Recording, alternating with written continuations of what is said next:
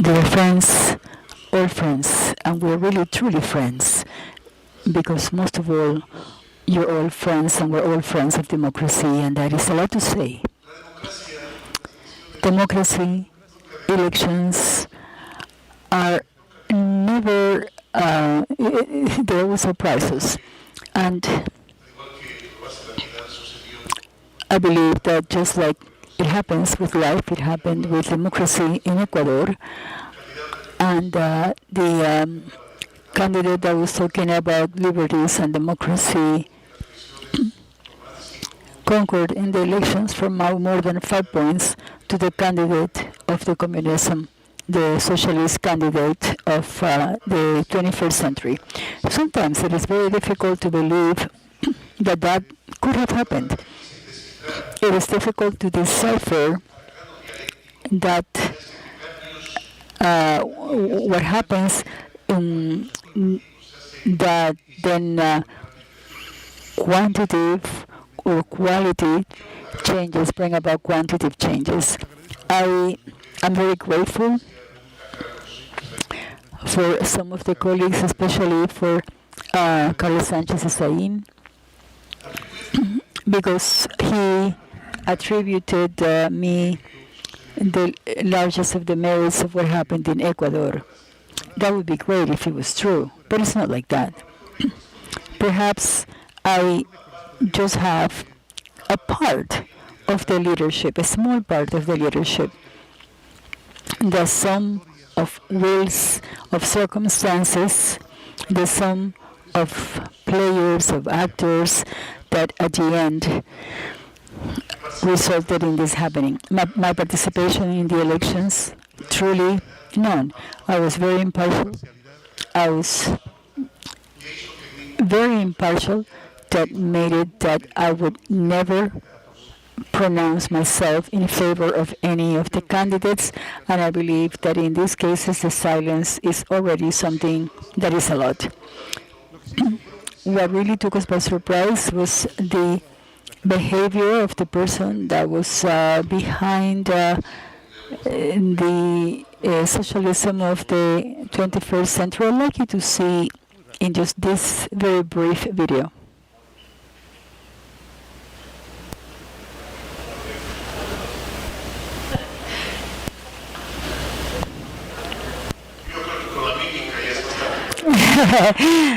Even if you can't hear him, I think just with his gestures, that's enough. You can interpret already. They're going to conquer. They know that they are lost. We can never forget those that finished with the commerce, the universe, and bankers, entrepreneur chambers, and all the political spectrum. The traders will pay its price.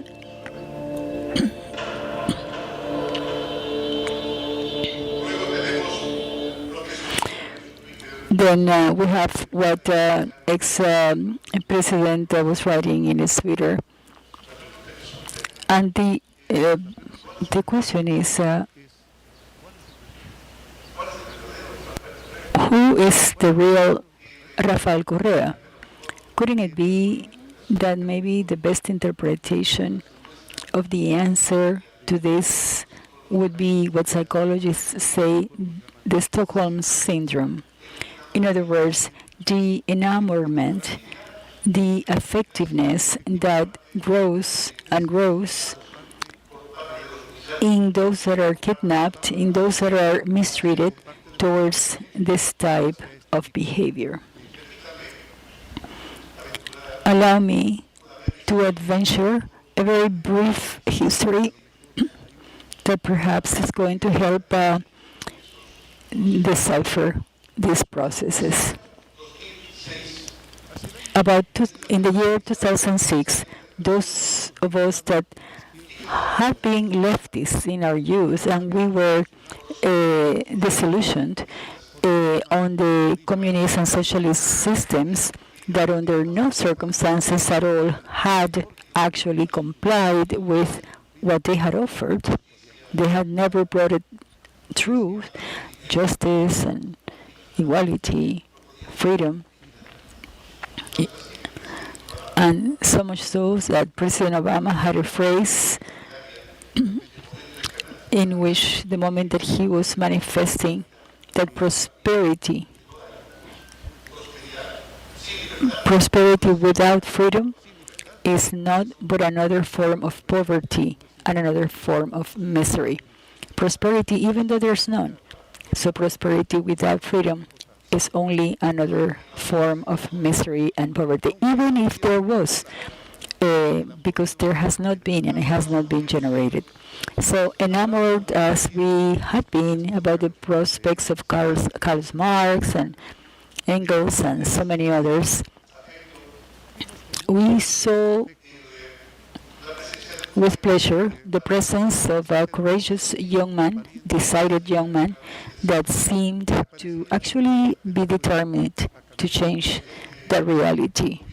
There are persons that are truly visionaries, as President Hurtado mentioned, that was able to decipher that actually was coming. And actually, I believe that all of us, we should read a book that is a very intelligent book. I think there is another, like a new edition, written by Dr. Hurtado, which is called Dictatorships of the 21st Century. I believe that we all should read.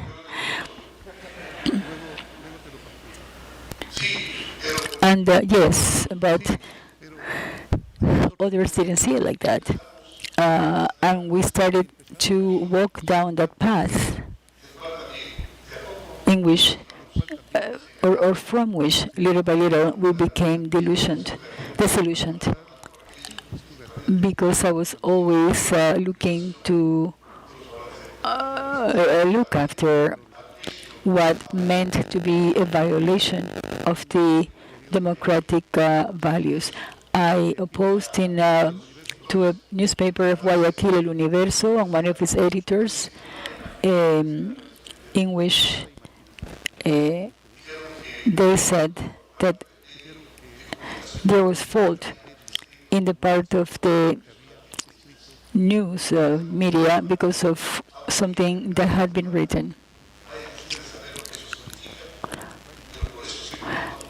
And the newspaper El Universo was ordered to pay 40, 60.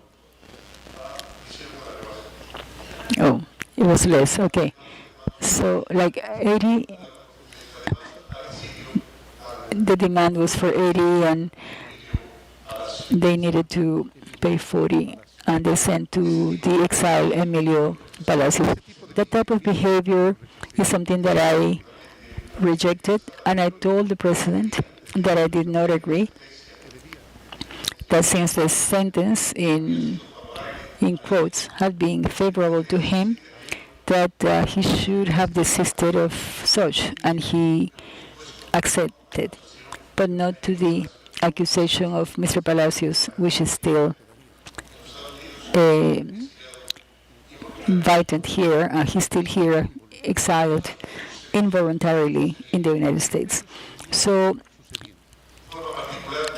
injustices were happening. And in particular, I, who was his vice president, I had the opportunity to many times question what was happening. And once I finished my term, a term in which I was able to work for those brothers or sisters that have autism or have any other disability. I'd like you to also look at a video on something that is called Valor Espejo, and that my wife, my beloved wife that is here, was able to put in place.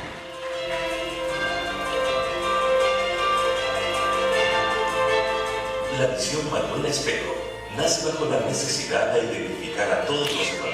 Mission Manuel Espejo comes out of the need that persons from Ecuador have to be protected.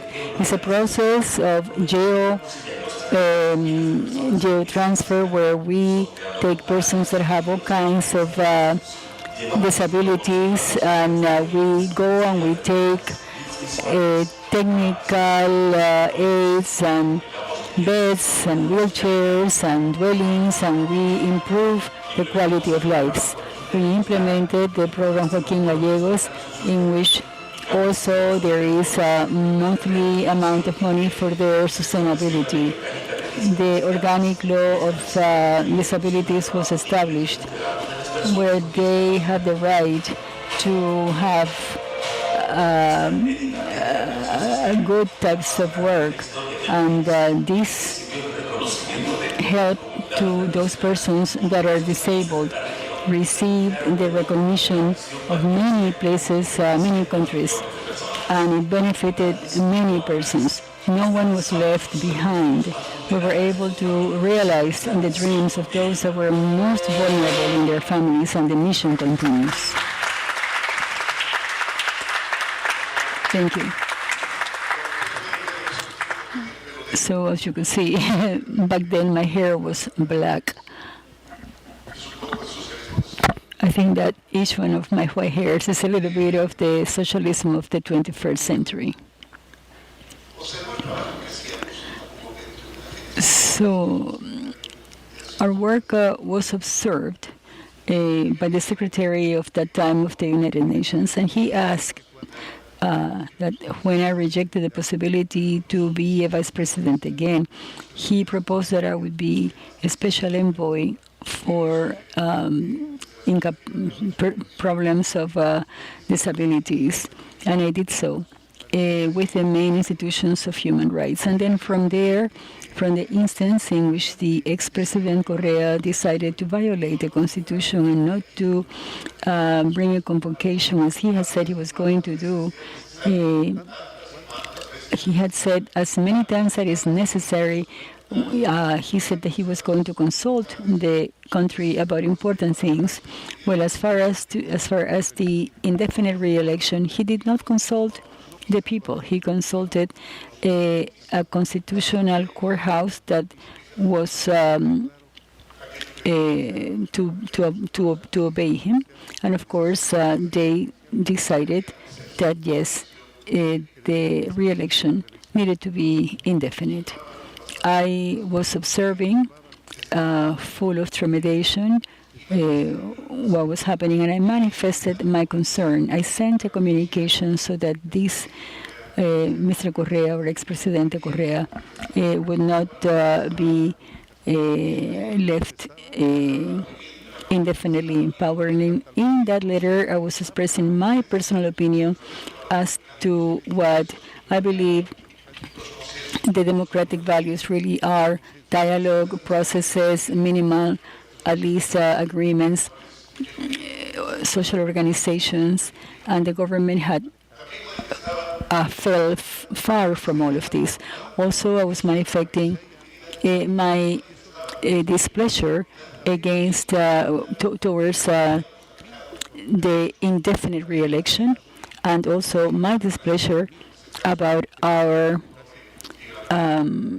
distancing of many of our friends, like the United States.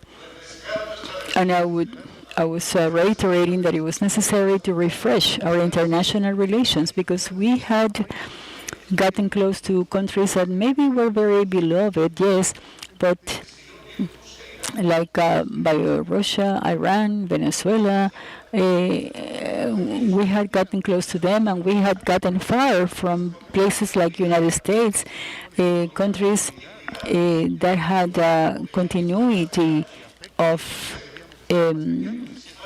links, and main purchaser of our products, main economic partner.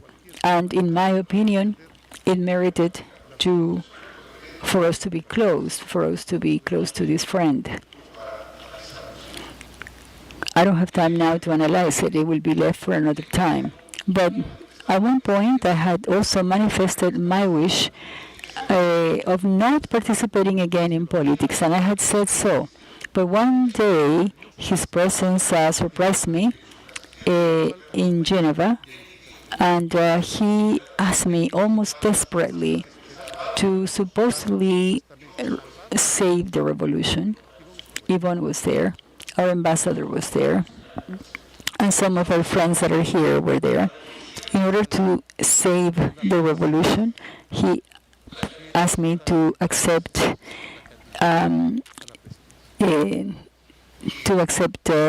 to run as a presidency.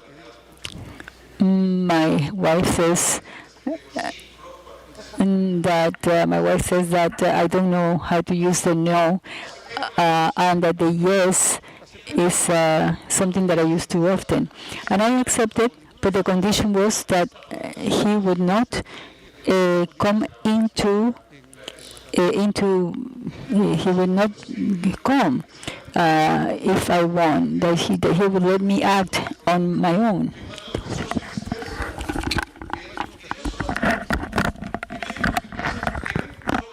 They should be focused on only one topic. I'm a president right now, and that's because of one thing: to reach almost excellence and to develop the Manuel Espejo mission in benefit with people with disabilities. Political consultants, please pay attention to that achievement. In a few words, I won the election for a tight margin vis-a-vis or compared to Guillermo Lasso, who insisted, by the way, he has this merit, insisted, and it was great that he did it like that. I started my mandate. It was an ambush, I would say. They had set me up. It was an ambush that was not dedicated to me. It was an ambush to that who was the winner of election if President Correa would win. It was an economic, political, social ambush. An ambush from all perspectives. So I found this reality. I had made a mistake, and maybe I'm still trying to clean up myself. Maybe I didn't pay attention enough. Mea culpa. It's an act of constriction. So I found this situation of despair economically. A debt that was very high in the first year. Not even the education, healthcare, and the government budget were enough to cover that debt, to pay for that debt. That was the table that had been served, in the words of former President Correa. A served table is a term that is used in a very ironic way in Ecuador. Under those circumstances, I found myself, and to be honest, I even thought in resigning. It was a despair, as the Mexicans say. The Cortés said nights were nothing compared to those nights that I spent thinking in that what the a former president told me that when he said a served table. Actually, no. It was an empty table, and I tell you more. There was no table at all. They had robbed everything, and they left such a high debt with providers, suppliers, thousands of suppliers to whom he said, you can deliver your services and your products, and later, when I had the money, I will pay you back. So everything was encrypted. The debt was encrypted. It was hidden. The ex-minister of Finance told me. And here's these words, guys. We owe 2 billion the next day. 1.5, $3 billion. And the debt that started in 27 billion It was now a debt of almost $70 billion that was impossible to manage. It was impossible to manage that debt. What to do? I remember a quote by Napoleon who said, "Courage is not having the strength to move on. Courage is even when you don't have the strength and the conditions to move on." So I proposed myself to change that situation. I decided to change that situation. As they used to say, and when I say they, I mean this group of intellectuals who respond to some government, as it happens in Spain.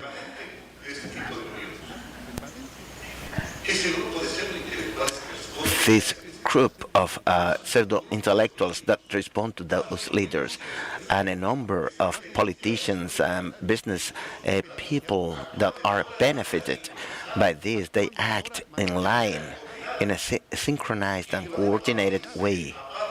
When someone moves away from that trend, they start putting waste on that. They try to dirt him or her, especially on the social networks. There is an army of trolls attacking you. An army of trolls attacking you. And I said to President Piñera, President Duque, and Macri, and I told them they act in a coordinated way when we do something like that. When we'll be able to respond to that kind of action.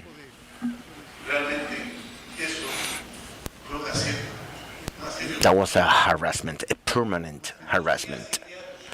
We were harassed. We were under siege. At that time, I thought it was necessary to organize the popular consultation.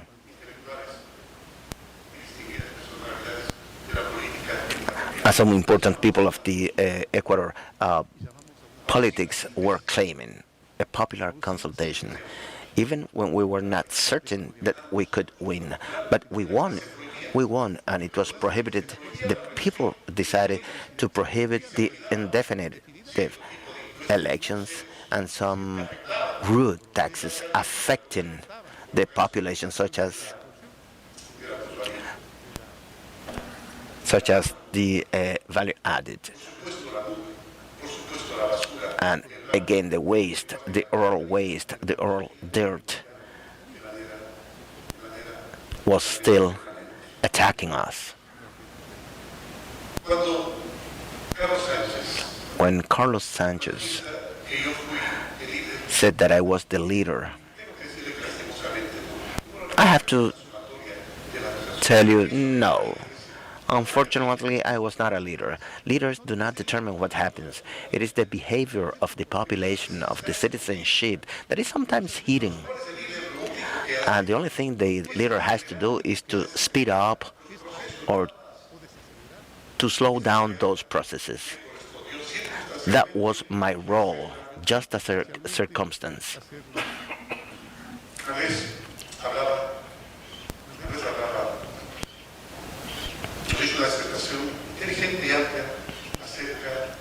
And this made a very interesting talk on trafficking.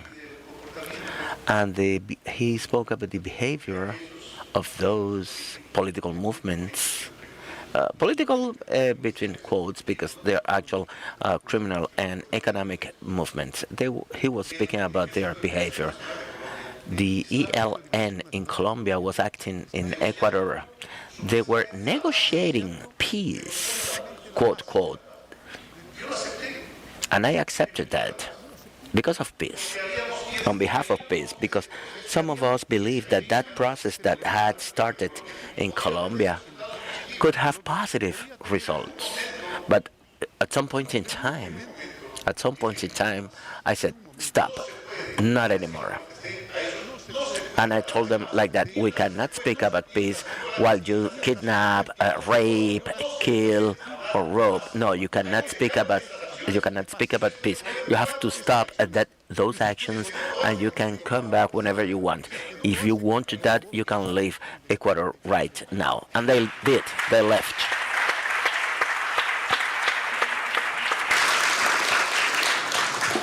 ¿Qué pasó con el narcotráfico en el Ecuador? What about trafficking in Ecuador?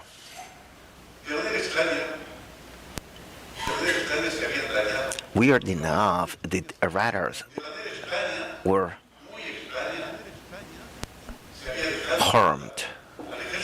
The army, very strange, was not equipped with modern weapons, different from those in the FARC. Those arms, those weapons they had were very modern. No camps of the guerrilla, of the one bombed by Colombia, and with all reason I made a complaint because they were interfering, and for sure a Colombian president who was tired of seeing that in Ecuador they had this kind of camps and refugees for these criminal gangs. Unfortunately, they were settled in Ecuador, and the Colombian president ordered this bombing of the president where Raul Reyes died, the guerrilla leader. Weird enough, they had said that the United States had to dismantle a base in the city of Manta where they conducted anti-drug actions in an effective way. So I couldn't understand. I could understand so in a smart and conscious way as it happens in Colombia in an effective way and clear way. There was a gang, a territorial gang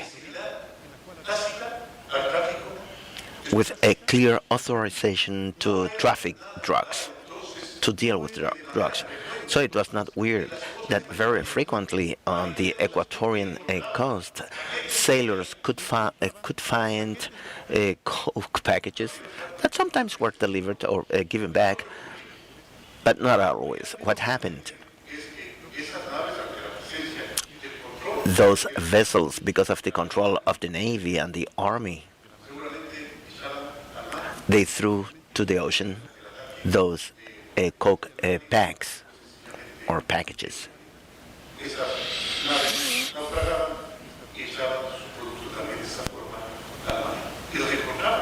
And those products were found by sailors. So I made this decision. We couldn't allow, under no circumstances, to allow the trafficking of not even a single gram of coke, because I have heard that before. I couldn't support that the drug, as they said, that the drug was going to the capitalist countries, and that was a way to corrupt the mindset of youngsters in those countries, so that the socialist revolution could win. And I said, not even one single gram of coke is going to be trafficked in Ecuador. So I gave an order.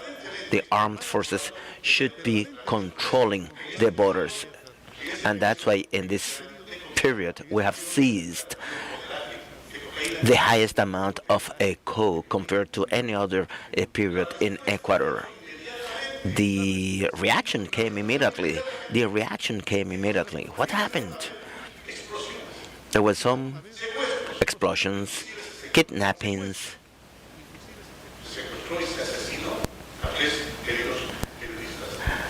Even 3 journalists were kidnapped and killed. This is the way they act. Dr. Hurtado said that before. There is no possibility to have a true democracy if institutions are not respected. And the message of May 24th, I said, and I asked those who have the control and transparency functions in Ecuador, I've told them, if the President of the Republic try to interfere in these activities of transparency, please tell me so. Please report that, because I never made a call. I never gave an order. I never gave a suggestion to those control institutions. That is democracy. That is institutionality. Respect to freedom of speech. I told recently that a governor was appointed a dear friend of my childhood. At the time, this a friend from the childhood reported and set a lawsuit against the journalist for offending his honor. I replaced him. When he told me that he was defending his dignity, I told him, well, you can do that not from the government. You can do that from the civil point of view, because in this government we defend freedom of speech and we go above and beyond tolerance.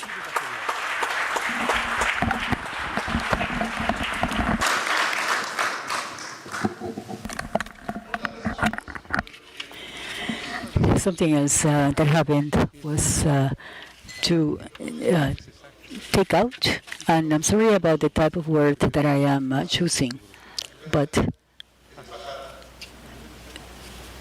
the Embassy of Ecuador in the United Kingdom, in which the previous government had allowed, I had told them in more than one occasion, do not interfere, because it was not within the conditions, within the requirements to keep him within the embassy.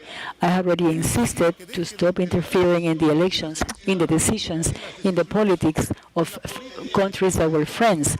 He didn't have any right to have done it, and he had always done it anyway, because they usually go a lot beyond that one can tolerate.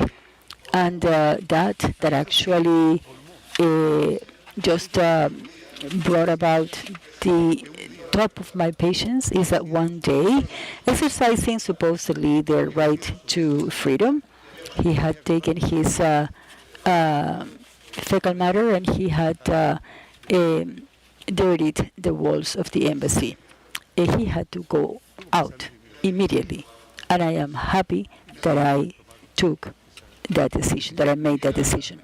And then, of course, right away, we had another way of response, of reply, in the moment where the government made the decision.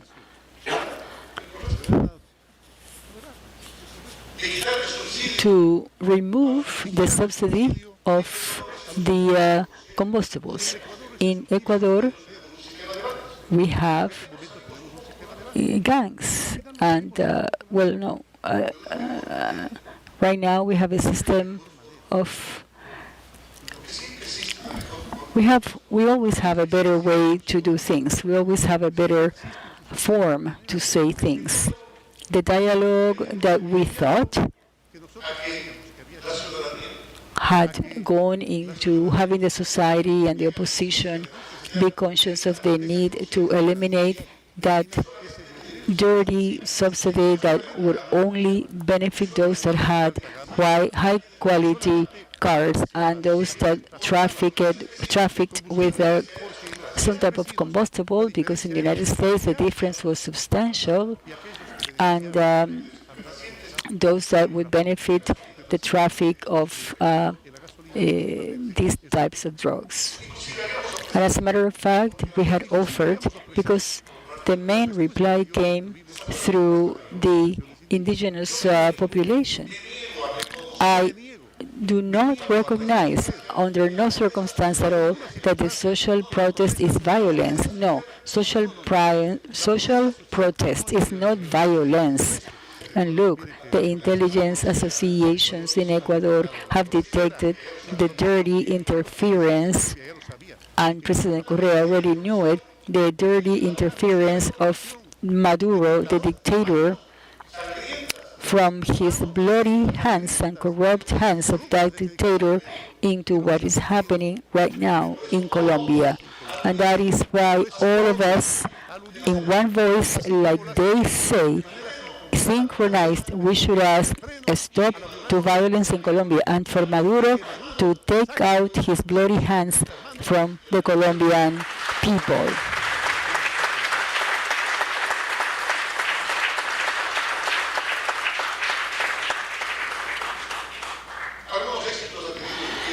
The government has had some success, and please allow me half a minute of a video.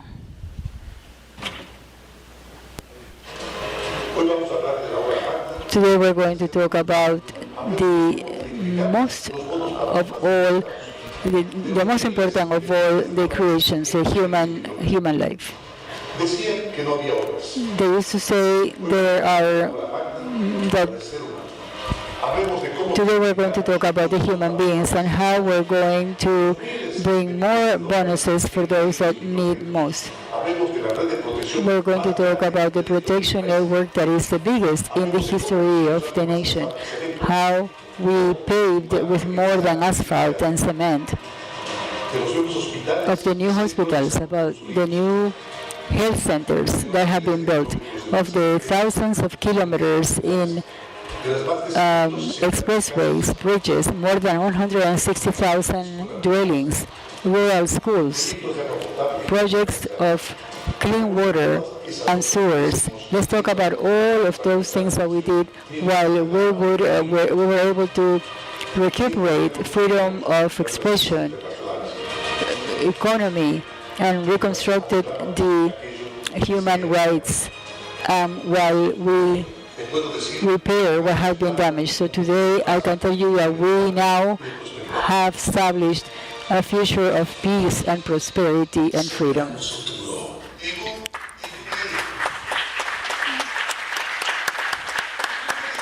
No merit, because it is with the money of the budget of the state.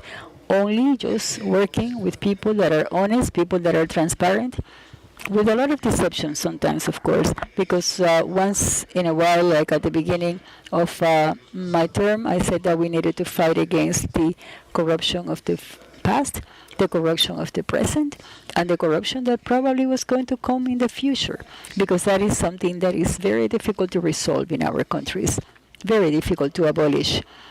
At some point, someone told me and said it to me face to face.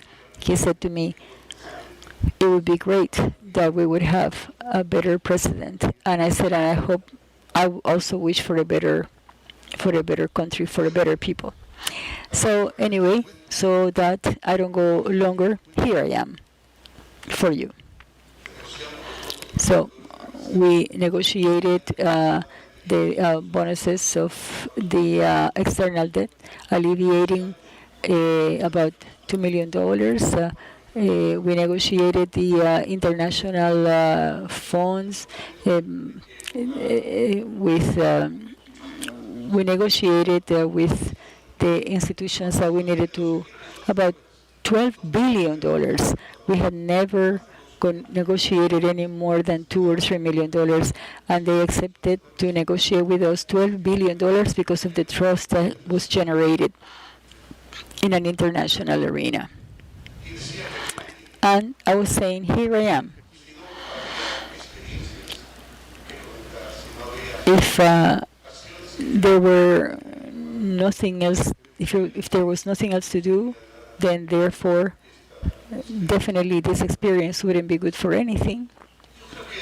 But I believe that there are still actions that need to be taken by the leaders of the government, actions that also all the citizens need to carry out, and actions that need to be taken by those persons that are looking to govern a country. As far as the previous president, it is important that as Platon used to say, that it would privilege the correct before the popular. And the only way is to renounce the possibility to re-elect himself, because otherwise it will be very difficult that you don't fall into the temptation to do that is popular before that is correct. Second, to respect the institutionality. Third, the truth. Always the truth. No matter what the expense or a could have. Always the truth. Human beings, it looks like sometimes we have lost our trust in truth because we believe that it has been used and it has not given us good results, but it's not true. It is a lack of trust that we have in the truth. Truth always has the main position, and also not fall in the temptation of become a candidate once and again if you don't really have possibilities to win the re-election and continue a process, because the only thing you would do then is to atomize, like what happened in Ecuador. You atomize the forces that then actually came about to get the president-elect Guillermo Lasso. As to the citizenship, not to allow themselves to be misled. It is not true that everything that populism offers is so. No, people see it as easy. No, it is not true. To wait that time be a factor of change is a lie. Time is not a factor of change. Only the actions bring about change. The actors and the actions of the citizens, that is what determines a change to happen. Towards the first quarter of last century, the film director Einstein, filmed a movie called The Egg of the Snake, in which, in a metaphorical way, it indicated that the egg of the snake had to be placed through the light to see to detect what could be coming. And that way, in a metaphoric way, allegoric way, he left it very clear to see what was coming with Hitler and with socialism, National Socialism. And people, of course, can always observe through the egg of the serpent what's coming in the future. And lastly, you can add all those elements that can be added, like what happens in Venezuela, as to what could happen in Ecuador, what happens in other countries that already have been mentioned. They just take everything for themselves. Everything for themselves. Like that, like the mechanisms that they used to propose in the first quarter of last century. Like all the institutions do. To take the power, the economic power, political power, sports power, all the powers, to take them for themselves. Just like this cosmic phenomenon called the black hole, in which is not anything else than, of course, a star, a great star that has collapsed, a supernova that has finished its nuclear material, and that it ends up absorbing everything. And like that, in the inside of that black hole, gravity does not allow for anything to go out, not even the light. That's why in the telescopes it is seen as a great black hole. And there, galaxies, solar systems, planets, suns, they fall inside it. And who knows where they go? The thing is that it looks like there time stops, or the space stops, and sometime time ends. But the symbolism too, is that in a site, in a place around it, is the frontier of successes of a time when there is no capacity to return, and to that site, to that place, some particles of light get to come out, but we cannot allow that this happens in the different countries. It's more or less like the Inferno of Dante, in which the intelligent, at one point of the Divine Comedy, says that anyone here that loses hope is going to end up taking it in all. And of course, the same happens to the economies of the countries. And as far as the candidate goes, the candidate has to have the courage to recognize that is positive in a government. Even supposedly about the surveys, those surveys, the first surveys used to say that the candidate of the socialism of the 21st century was going to be the winner. And then many times, so that they do not make a mistake, they start telling the candidate little by little the actual truth. Perhaps our brothers and sisters from Peru should take this into consideration when we still need one more month for the second round, and the difference has reduced somehow. So always, for some reason, things begin to balance out, and they begin, and the difference a lot of times is a lot less than that is predicted by the optimist persons, or the persons not so optimistic. The main lesson, the socialism of the 21st century can be conquered, can be defeated. Dictatorships, as I had said at some point, dictatorships can be conquered. We do not dialogue with dictatorships. Dictatorships have to be defeated.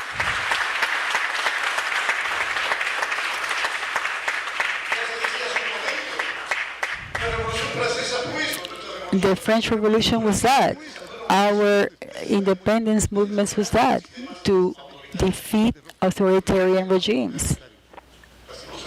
And unfortunately and sadly, I have to say it now, but more hopeful, Ecuador was in the way to become another Venezuela. Freedom, friends, is a divine grace, a divine gift that is awarded to those countries that fight for it. So it is more or less like that lover that finally understands and realizes that really loved that person only when that person is no longer with him or her. Freedom is a value that we only evidence its importance when we lose it. And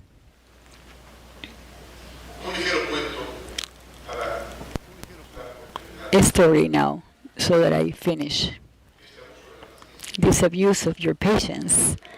And I'm sorry because I have gone from one thing to the other, but professor of literature of the first or second year told us a story that I didn't really verify, actually, if he was the Nobel Prize of Literature until now. But the story goes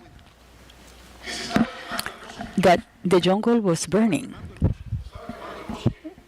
Fire in the jungle, and all the animals were observing what was happening. Only one very small bird would go to the river. He would take a little bit of water from the river, and he would go and take the water to the fire.